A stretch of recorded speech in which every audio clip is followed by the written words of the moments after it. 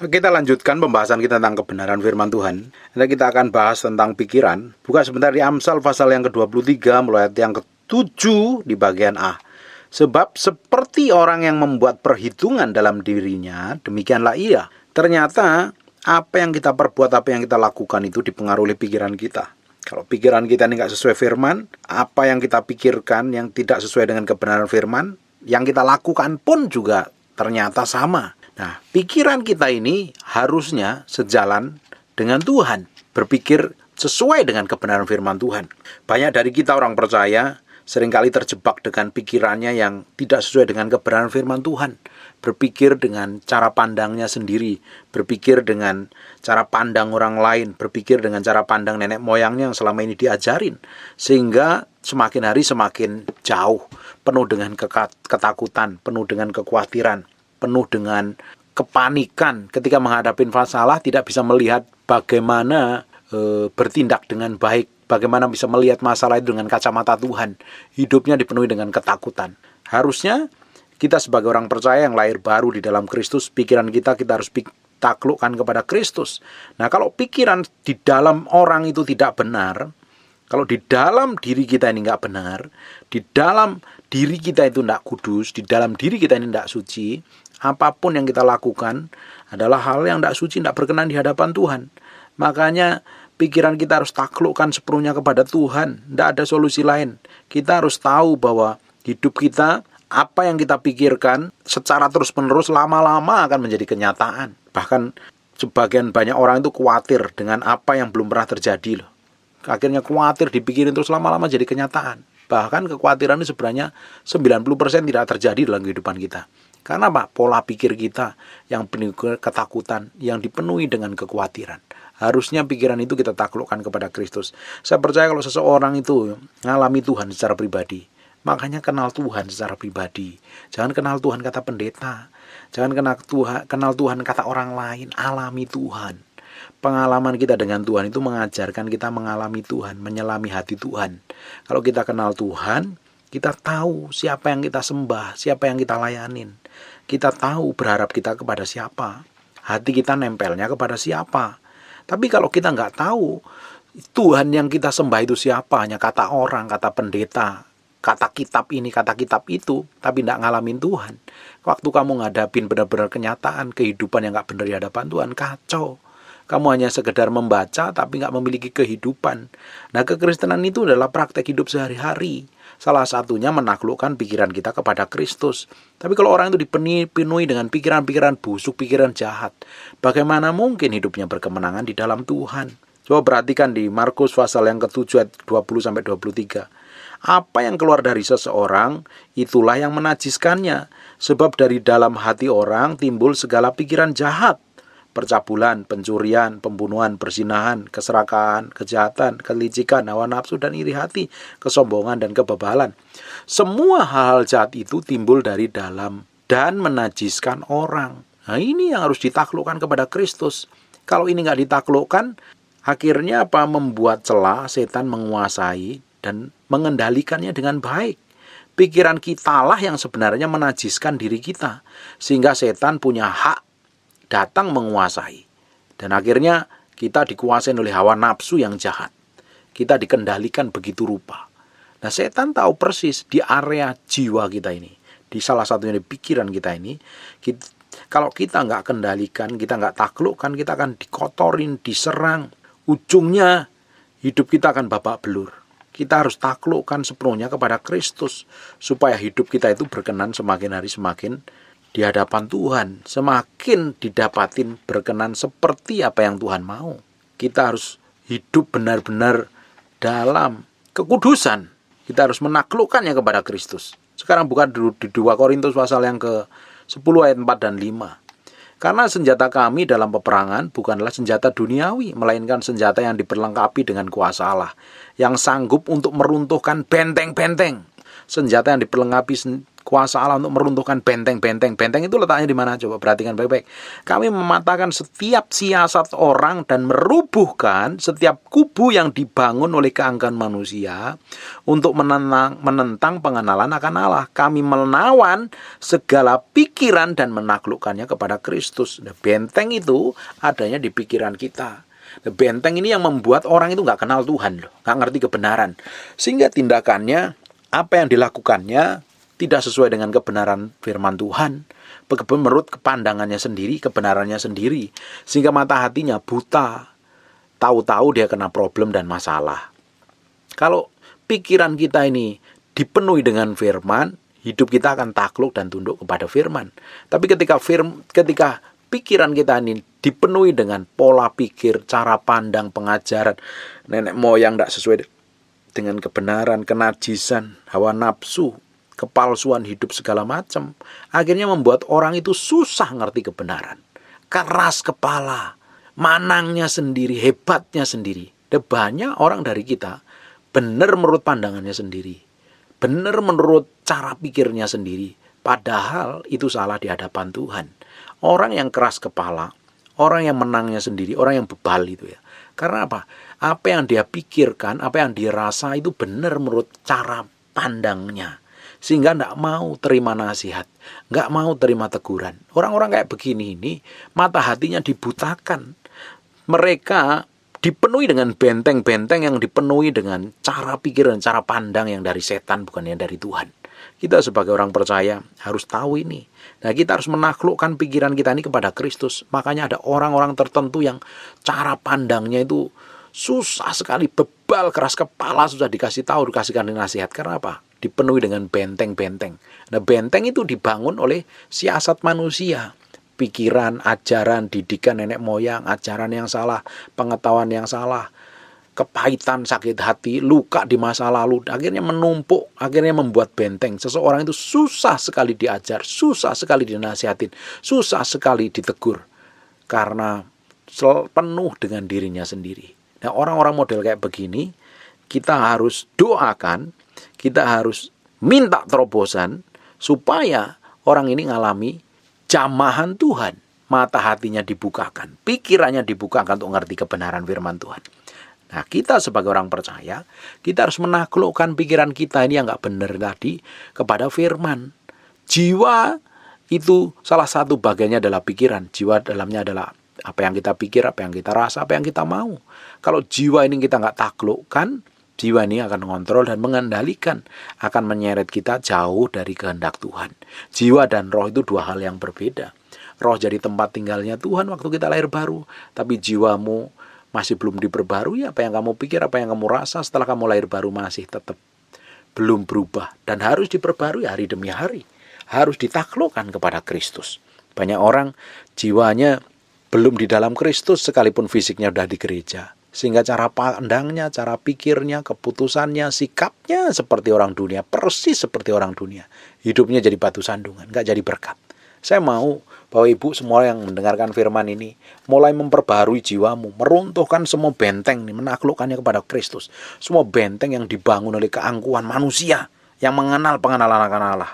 Dan kita tawan pikiran kita nih, kita taklukkan sepenuhnya kepada Kristus. Sepenuhnya kepada Kristus. Semua pikiran-pikiran yang, coba Bapak Ibu yang selama ini pikirannya penuh dengan kekhawatiran, kekacauan, takut akan masa depan, apa yang akan terjadi, apa yang dialami, harus ditaklukkan dan ditundukkan kepada firman. Harus ditaklukkan dan ditundukkan kepada Kristus. Supaya hidup kita semakin hari semakin mengalami kemenangan. Supaya hidup kita semakin hari semakin mengalami breakthrough dan terobosan.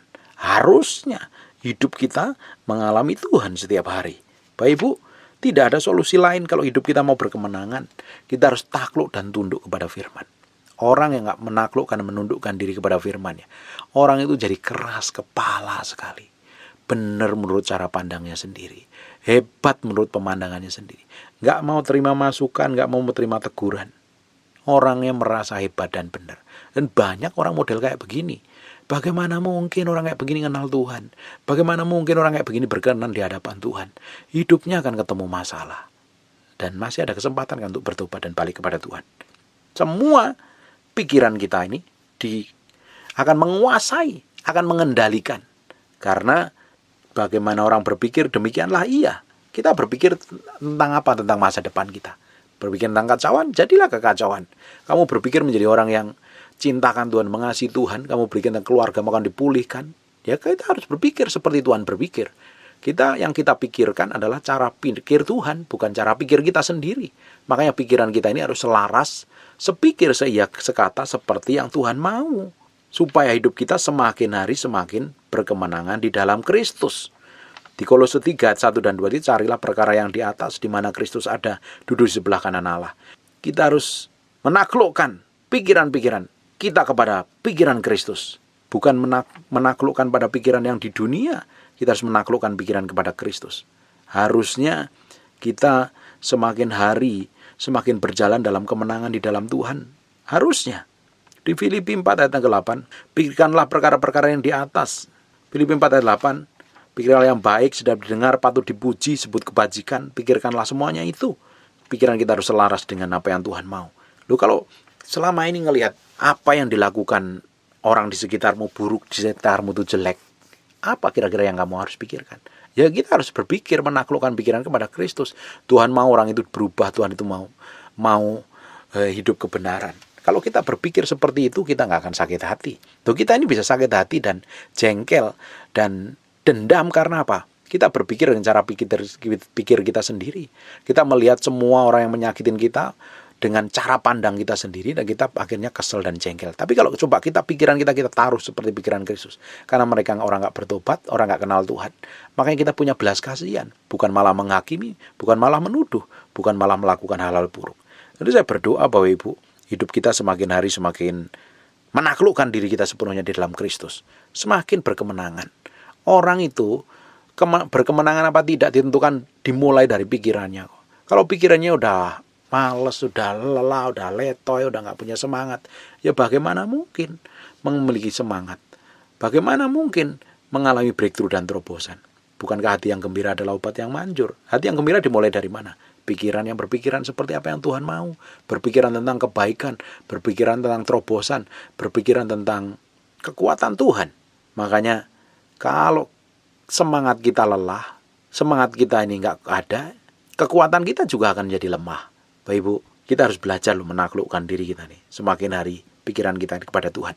Terus kalau kita melihat orang lain yang nggak benar gitu ya, itu rasanya pikiran kita pengen ngomongin, pikiran kita ngomong, wah dia memang nggak benar, dan mulut kita mulai ngomong, mulai membicarakan atau menggosipkan. Ya kita mulai menaklukkan pikiran itu kepada Kristus. Jangan diikutin terus. Apa yang kita pikir, apa yang kita rasa, apa yang kita mau ini kita harus taklukkan sepenuhnya kepada Kristus. Saya akan ngomong tentang masalah jiwa ini terus-terusan. Sekarang di area jiwa ini banyak orang Kristen gagal, banyak orang Kristen yang nggak mengalami kemenangan. Kita harus mengalami kemenangan nih. Pikiranmu akan menentukan masa depanmu. Kamu berpikir tentang seperti apa? Kita harus berpikir tentang kebenaran. Kita harus berpikir tentang kesucian. Kita harus berpikir bagaimana hidup berkenan di hadapan Tuhan. Memikirkan tentang kebenaran. Jangan berpikir yang najis, yang kotor, yang menyesatkan, yang membuat kamu semakin hari semakin terjebak di dalam dosa. Saya berdoa Bapak Ibu, tambah hari hidupmu berkemenangan. Saya berdoa benar-benar hidupmu berkemenangan di dalam Tuhan. Kau memiliki pikiran-pikiran Kristus. Kalau kita memiliki pikiran Kristus, tindakan kita pun akan melakukan seperti yang Kristus mau. Amin. Alami Tuhan secara pribadi. Di Filipi 4 ayat 8. Akhirnya saudara-saudara, apa yang benar, apa yang pantas dihormati, yang mulia dan tepat, apa yang adil, apa yang suci. Ini dari terjemahan Amplified ya. Menarik dan sopan jika mengandung kebajikan dan sangat baik. Jika mengandung sesuatu yang patut dipuji, pikirkanlah, timbang, dan perhatikan hal ini. Pusatkanlah pikiran kalian pada hal-hal ini. Ini saya baca dari terjemahan Amplified Bible. Kita harus memusatkan pikiran kita kepada sesuatu yang mulia, yang baik, sedap didengar, patut dipuji, yang mengandung kebajikan.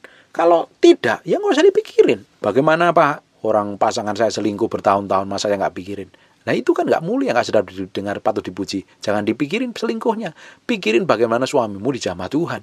Bagaimana hidupmu dipulihkan Tuhan. Pak, bagaimana saya memikirkan hal yang baik. Wong saya bangkrut, hidup saya susah, terlilit utang. Kamu pikirin bagaimana Tuhan bikin mujizat, bikin breakthrough. Perkatakan kebenaran. Perkatakan seperti yang janji Tuhan katakan akan terjadi dalam hidupmu. Pikirkanlah seperti yang Tuhan pikirkan yang akan terjadi dalam hidupmu. Jangan dikuasai pikiran, penuh kekhawatiran, penuh kekacauan, penuh kekecewaan. Akhirnya apa? Tindakanmu, sikapmu tidak sesuai dengan kebenaran firman Tuhan. Dan jauh dari terobosan breakthrough. Kita ini harus benar-benar menaklukkan diri kita ini sepenuhnya kepada firman loh. Kalau enggak, pikiran kita akan liar. Kita berdoa pun kalau enggak menaklukkan pikiran kita kepada Kristus, pikiran kita akan liar. Pikiran kita akan ngawur, pikiran kita akan sembrono, mengawang kemana-mana. Ini harus ditaklukkan. Dan ini perlu latihan, perlu proses. Setiap hari kita harus taklukkan kepada Kristus. Setiap hari kita harus taklukkan sepenuhnya kepada Kristus.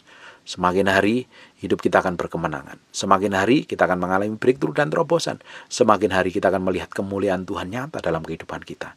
Harusnya kehidupan kita akan berkemenangan. Kita bisa memiliki pikiran-pikiran Allah. Dan kita akan bisa melakukan semua tindakannya sesuai dengan kebenaran. Hidup kita akan jadi berkat. Hidup kita akan mengalami terobosan. Kita bisa menghadapi goncangan, padang gurun, peremukan atau apapun yang kita lihat. Pikiran kita adalah pikiran Kristus. Kita melihat breakthrough dan terobosan. Kita melihat kemuliaan di masa yang akan datang. Melihatnya seperti Kaleb melihat. Melihatnya seperti Yosua melihat. Bukan melihat raksasanya. Bukan melihat penduduknya yang memakan daging manusia. Bukan melihat penduduknya yang ganas-ganas. Tapi melihat janji Tuhannya. Melihat buahnya yang besar-besar. Tanahnya yang subur, tanahnya yang makmur. Tapi 10 pengintai yang lain dilihatnya apa? Masalahnya, problemnya, tantangannya. Bapak Ibu kalau ngadapin masalah itu yang dilihat. Jangan lihat tantangannya. Jangan lihat problemnya. Belajar dari 10 pengintai itu. 10 pengintai itu melihatnya, yang dilihat adalah penduduknya yang memakan manusia, yang jahat, yang keras. Tapi Kaleb dan Yosua melihat buah-buahannya, melihat sesuatu yang besar, sesuatu yang luar biasa. Jadi kita mulai cara pandang kita itu harus diubah. Dari mulai mana? Dari pikiranmu. Pikiranmu akan menentukan masa depanmu. 10 pengintai itu adalah pelajaran yang sangat-sangat bagus sekali. Untuk kita bisa melihat masa depan kita seperti apa. Kaleb dan Yosua melihat tanah perjanjian. Tanah yang akan didudukin anak cucunya. Mereka akan merintah. Mereka akan mendirikan. Mereka akan hidup bersama-sama dalam kedamaian bersama Tuhan. Menikmatin kelimpahan buah-buahan, tumbuh-tumbuhan, sayur-sayuran, susu dan madu yang berkelimpahan. Tapi orang-orang 10 pengintai yang lain melihatnya problem, masalah. Bagaimana menghadapinya? Stres, panik, kacau, berantakan, ribut, gegeran. Ya bagaimana bisa mengalami kemenangan? Jadi saya berdoa Bapak Ibu akan melihat cara pandang yang berbeda. Sisi yang berbeda. Melihat kemuliaan Tuhan. Dan nama Tuhan akan dipermuliakan melalui hidupmu. Amin. Mulai hari ini. Sangkal pikiranmu dan taklukkan kepada Kristus. Kita sama-sama akan melihat kemuliaan Tuhan yang dahsyat setiap hari bersama kita. Amin. God bless you.